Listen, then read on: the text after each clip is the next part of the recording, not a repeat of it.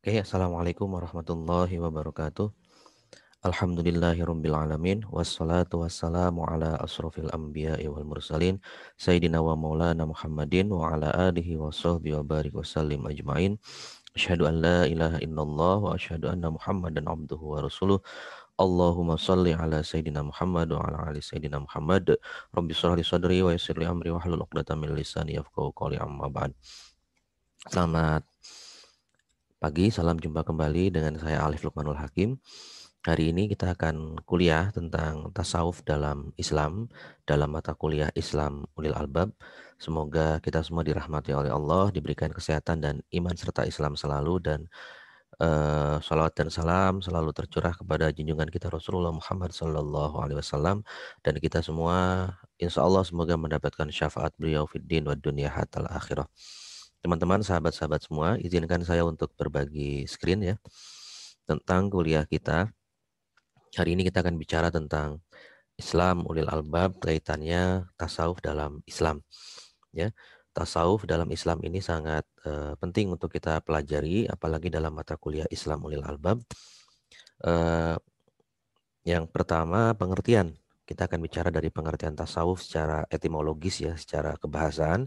Itu ada beberapa asal kata dari kata sofa yang artinya suci. Kemudian sof yang artinya barisan, kemudian saufanah, buah-buahan kecil yang berbulu, sufah, serambi tempat duduk, kemudian sofwah atau yang terpilih atau terbaik, kemudian beririsan juga dengan filsafat ini ya, yaitu teosofi dari bahasa Yunani, dari kata theos Tuhan, dan sophos, sophia, hikmah artinya kearifan atau kebijaksanaan, dan yang terakhir suf atau bulu domba. Itu pengertian tasawuf secara etimologis. Kemudian ada beberapa pendapat tentang tasawuf ya. Dari yang pertama dari Syekh Junaidi Al-Baghdadi seperti itu. Ya, beliau mengatakan bahwa keberadaan bersama Allah Subhanahu wa taala tanpa adanya penghalang. Tasawuf berarti membersihkan hati dari sifat binatang, menjauhi hawa nafsu, menepati janji Allah, dan mengikuti sunnah Rasulullah Shallallahu Alaihi Wasallam. Kedua dari Syekh Abdul Qasim Al-Kushairi seperti itu. Sebagai ajaran yang menjabarkan Al-Quran dan Sunnah, berjuang mengendalikan hawa nafsu. Kata kunci di sini adalah berjuang mengendalikan hawa nafsu, menjauhi perbuatan bid'ah, mengendalikan syahwat, dan menghindari sikap meringankan ibadah atau mencari yang mudahnya saja dalam ibadah. Ketiga dari Syekh Abu Muhammad Ruwain bin Ahmad seperti itu. Tasawuf sebagai kemerdekaan jiwa bersama Allah atas apa yang dikehendakinya. Ya, kemudian ada lagi dari Syekh Muhammad Al-Jurairi. Ya, beliau mengatakan bahwa tasawuf berarti masuk ke dalam akhlak mulia dan keluar dari akhlak yang rendah. Jadi kita berusaha untuk masuk ke dalam akhlak yang baik, akhlakul karimah, dan kita harus menjauh atau keluar dari akhlak yang buruk atau rendah. Syekh Abu Yazid Al-Bustami mengatakan tasawuf mencakup 3 aspek, yaitu kha, ha, dan jim. Takhalli, tahalli, dan tajalli seperti itu. Ya, kemudian Syekh Mahruf Al-Karhi mengatakan bahwa tasawuf sebagai ketidakpedulian terhadap kenyataan dan mengabaikan apa yang di tangan makhluk atau perilaku zuhud, ya, menjauhi kenyataan yang dianggap kamuflase atau tidak nyata seperti itu, dan kemudian mengabaikan apa yang di tangan makhluk atau zuhud. Nah, ada tokoh besar juga yaitu Al-Hallaj yang mengatakan bahwa tasawuf adalah sebagai keesaan zat yang tidak dapat menerima seseorang dan seseorang tidak dapat menerimanya. Ya, kemudian Ibnu Arabi, ini tokoh terkenal juga ya, mengatakan bahwa tasawuf sebagai berakhlak sesuai dengan akhlak Allah Subhanahu wa taala, yaitu berakhlak, berusaha untuk selalu menjalankan segala perintah Allah dan menjauhi segala larangan Allah dengan baik. Kemudian menurut Zakaria Al-Ansori, tasawuf sebagai cara mensucikan diri, ya. Kemudian meningkatkan akhlak dan membangun kehidupan jasmani dan rohani untuk mencapai kebahagiaan yang abadi atau kekal. Ibrahim Basyuni mengatakan, ini sarjana dari Mesir ya, sarjana Muslim dari Mesir, mendefinisikan tasawuf pada 3 tingkatan. Yang pertama al-bidayah atau tingkat permulaan dasar. Kemudian ini diartikan sebagai kecenderungan jiwa dan kerinduannya kepada yang maha mutlak. Kemudian yang kedua al-mujahadah yang artinya pengamalan yang didasarkan pada kesungguhan ya dan lebih menonjolkan akhlak dan amal dalam pendekatan kepada Allah Subhanahu wa taala. Kemudian yang ketiga al-muzaqat ya, mengartikan bahwa pengalaman batin dan perasaan keberagamaan terutama dalam mendekati zat yang maha mutlak. Itu kemudian ada lagi Ibrahim Basyuni mengatakan ya, menyimpulkan bahwa tasawuf adalah kesadaran murni ya, adalah kesadaran murni yang mengarahkan jiwa secara benar kepada amal dan aktivitas yang sungguh-sungguh dan menjauhkan diri dari keduniaan dan mendekatkan diri kepada Allah Subhanahu wa taala. Ingat selalu kata kuncinya mayoritas adalah menjauhkan dari hal-hal yang bersifat duniawi ya atau kita terlalu fokus pada hal yang sifatnya duniawi dan lebih mengutamakan kepada mendekatkan diri kepada Sang Khalik atau Sang Pencipta yaitu Allah Subhanahu wa taala. Amin Al-Qurdi mengatakan tasawuf adalah suatu ilmu yang dengannya dapat diketahui hal-hal yang terkait dengan kebaikan dan keburukan jiwa. Ya, orang sufi menurut beliau adalah orang yang hatinya jernih, terhindar dari kehidupan yang buruk dan senantiasa terisi oleh nur ilahiyah sehingga kemurnian hatinya bagaikan emas menurut beliau. Ya. Nah, ini yang penting nih. Ada beberapa ajaran pokok tasawuf, teman-teman ya. Proses penyucian jiwa dan pendekatan diri kepada Allah Subhanahu wa taala itu adalah yang paling penting. Ya, ada 7 maqamat yang harus dilalui seorang sufi, ya. Ada 7 tingkatan yang harus dilalui oleh seorang sufi, yaitu yang pertama tobat, zuhud, sabar, tawakal, ridho, kemudian mahabbah atau cinta dan yang terakhir adalah ma'rifatullah atau ma'rifat. Hal pokok tentang tasawuf yang disepakati oleh semua pihak itu adalah yang pertama, kesucian jiwa untuk menghadap Allah sebagai zat yang maha suci. Jadi kita harus suci, harus bersih ya, untuk mendekatkan kepada Sang Khalik. Yang kedua, upaya pendekatan diri secara individual kepadanya. Jadi tasawuf itu sifatnya sangat individual karena mendekatkan diri secara individu kepada Yang Maha Kuasa. Karakteristik tasawuf ya, ini ada hal yang penting sekali untuk Anda pahami yaitu karakteristik tasawuf. Abu Wafa Al-Ghanimi Al-Tabtazani mengatakan bahwa dosen filsafat Islam di Universitas Kairo ya, ciri umum tasawuf adalah memiliki nilai-nilai moral yang bertujuan untuk membersihkan jiwa. Ya, jadi bagaimana kita memiliki nilai-nilai moralitas yang bertujuan untuk membersihkan jiwa.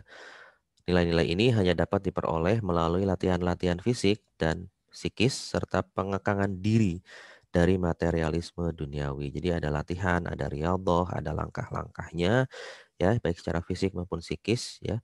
Yang diutamakan adalah mengekang diri dari kebutuhan atau terlalu mengejar aspek duniawi. Kemudian berdasarkan objek dan sasarannya, tasawuf itu diklasifikasikan menjadi 3 macam, teman-teman. Yaitu yang pertama, tasawuf akhlaki, tasawuf yang menekankan nilai-nilai etis atau moral dalam bertindak, dalam berbuat, ya, dalam berperilaku. Kemudian tasawuf amali, tasawuf yang lebih mengutamakan kebiasaan beribadah. Bagaimana kemudian beribadah dihiasi dengan nilai-nilai sufistik, dengan nilai-nilai tasawuf ya. Kemudian tasawuf falsafi, nah ini ya, atau tasawuf filsafati, yaitu tasawuf yang menekankan pada masalah-masalah filsafat dan metafisika. Tasawuf ini disebut juga dengan irfani atau dalam bahasa filsafat barat itu gnostik ya. Bagaimana kita mengedepankan aspek irfani ya atau hati dan kolbu seperti itu. Yang bersifat pengetahuan diri yang irfani yang berasal dari ilham dari kolbu dari dalam diri yang suci. Tahapan spiritual dan ajaran pokok tasawuf. Nah, ini ada yang penting juga yaitu tahapan spiritual dan ajaran pokok dari tasawuf. Abu Nasr al-Sarraj mengatakan ya, dari kata tobat yang pertama, kemudian waro, kemudian zuhud, kemudian fakir, sabar, tawakal dan ridho. Itu adalah tahapan spiritual ya dan ajaran pokok tasawuf menurut Abu Nasr al-Sarraj seperti itu. Abu Bakar al-Kalabadhi mengatakan itu rangkaiannya adalah tobat, zuhud, sabar, fakir, ya, tawadhu, ya. Ada tawadhu itu takwa, tawakal, ridho, mahabbah dan ma'rifah. Abu Sa'ad bin Abu Al-Khair mengatakan bahwa tahapan spiritualnya adalah niat, inabah atau penyesalan, tobat, iradah atau kemauan, dan sabar. Kemudian mujahadah, muqarrabah, zikir, ridho, dan lain-lain. Ya, jadi hampir mirip, tapi kemudian ada hal-hal spesifik yang membedakan satu dengan yang lain. Abdul Karim Al-Jili mengatakan yaitu tahapan spiritualnya adalah Islam, iman, ya, sholah atau soleh, kesalehan, ihsan, syahadah, dan siddiqiyah, serta kurban atau kedekatan di sisi Allah Subhanahu wa taala. Nah, kemudian di antara ajaran pokok tasawuf yang penting adalah satu, zuhud, ya.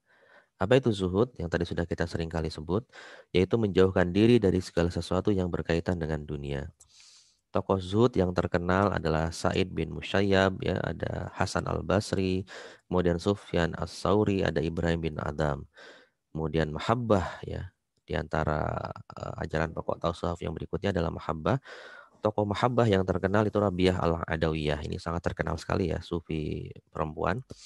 Berpendapat bahwa zuhud harus dilandasi dengan mahabbah atau rasa cinta yang mendalam dan kepatuhan tanpa batas kepada Allah. Ya, seperti itu. Ia tidak mengharapkan nikmat surga dan tidak takut dengan azab neraka, tetapi mematuhi Allah karena cinta yang begitu mendalam kepada Allah, dan cintanya kepada Allah adalah dua bentuk, yaitu dua cinta. Yang pertama cinta rindu, dan cinta karena Allah itu layak untuk dicintai, seperti itu.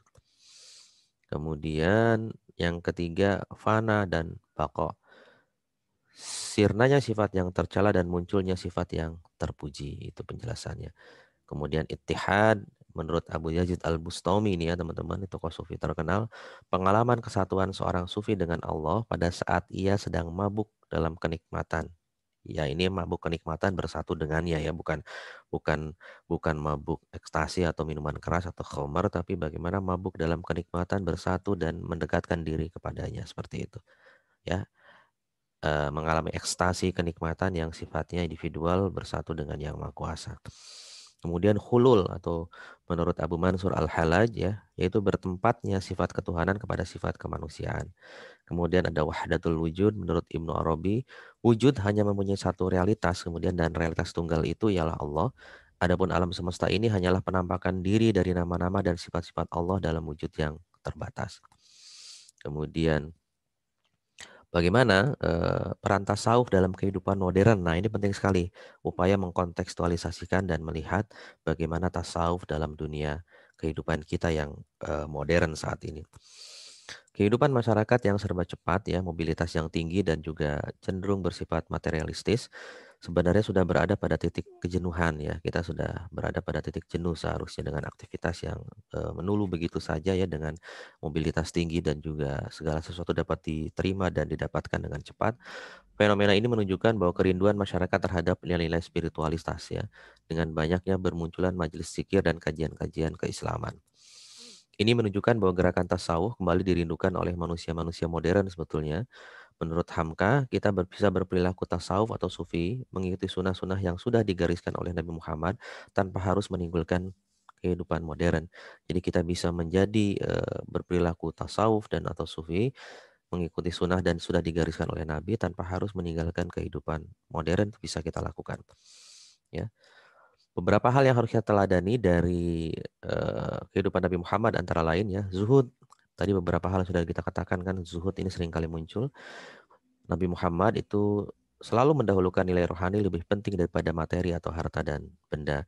Zuhud itu adalah perilaku tidak berlebih-lebihan dalam harta benda. Kata kuncinya, ya, tidak berlebih-lebihan dalam harta benda, tidak mendekati mubazir dan hal-hal yang tidak berguna seperti itu.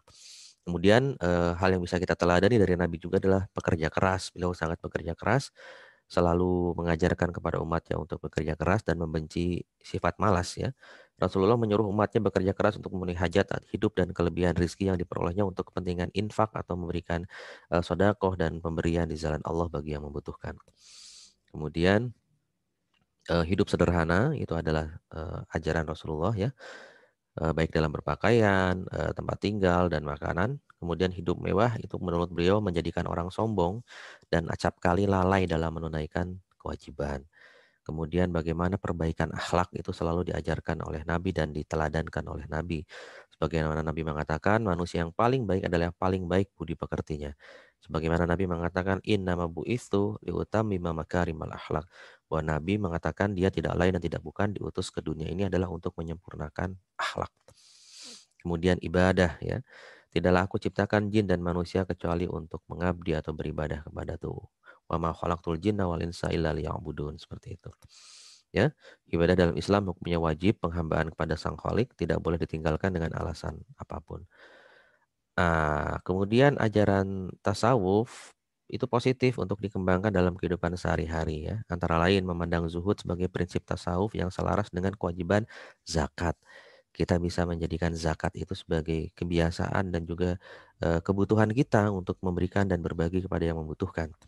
Bahwa orang kaya, orang yang berkebutuhan cukup itu selalu diajarkan untuk berderma dan mendarmakan harta dan kekayaannya di jalan Allah. Memahami bahwa amal soleh secara luas tanpa membatasinya pada amal-amal yang bersifat agamis atau amal ritual saja. Bahwa amal soleh itu adalah aspeknya tidak hanya vertikal ke atas, tapi juga horizontal atau sosial. Kesalehan sosial itu penting. Bekerja keras sebagai salah satu cara menerjemahkan kehendak Allah, ya, kemudian diiringi dengan ikhtiar dan tawakal serta berdoa. Kemudian mengintegrasikan nilai-nilai tasawuf ke dalam dunia modern. Seperti dalam dunia bisnis kita integrasikan nilai-nilai tasawuf tadi, berbagi, jujur ya, mengedepankan kepentingan orang banyak ya. Dalam ekonomi, politik, teknologi komunikasi dan bidang-bidang lainnya bisa kita integrasikan nilai-nilai tasawuf yang baik tadi. Kemudian apa sih harapan bagi kita setelah kita memahami materi tasawuf ini? Nah, teman-teman perlu paham ya, dengan mengaplikasikan, dengan mengimplementasikan, sekaligus mengaktualisasikan tasawuf dalam kehidupan sehari-hari, semoga kita semua menjadi insan kamil ya, yang akan memperoleh kebahagiaan fiddin wa dunya hatal akhirah, di dalam kehidupan agama, dunia dan akhirat, serta selalu dalam ridho Allah Subhanahu wa taala. Ya amin ya mujibas sa'ilin. Kira-kira itu yang bisa saya sampaikan. Semoga bisa bermanfaat dan juga berguna bagi kita semua. Wallahul muwafiq ila aqwamit thoriq. Assalamualaikum warahmatullahi wabarakatuh. Gitu ya teman-teman. Makasih.